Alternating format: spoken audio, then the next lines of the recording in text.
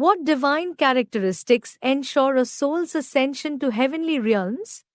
एक ही पांडव ऊंची स्टेज में गया, बाकी सब दल मरे। तुमने गलत पढ़ा है।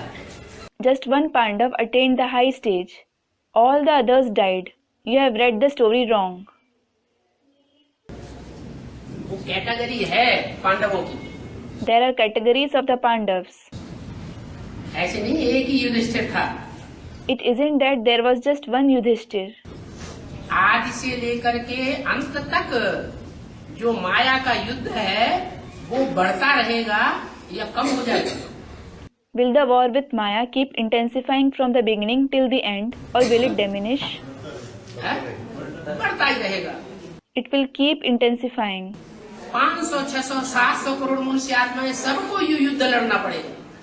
All the 5, 6, 7 billion human souls will have to fight this war. कोई भी मनुष्य आत्मा ऐसी नहीं है जो एक जन्म के लिए सुखरूपी स्वर्ग में न जाए। There is no human soul who doesn't experience the heaven-like happiness for one birth. तो gateway to heaven is? So, the gateway to heaven is? क्या बोला? Mahabharat. What was it said? Mahabharat. Mahabharat युद्ध से अगर कोई पसार नहीं होता है तो वो स्वर्ग के गेट में प्रवेश ही नहीं कर सके, चाहे वो एक जन्म का ही स्वर्ग क्यों न मिले उसे। If someone doesn't pass through the Mahabharat war, he can't enter the gate to heaven at all, even though he receives heaven for just one birth.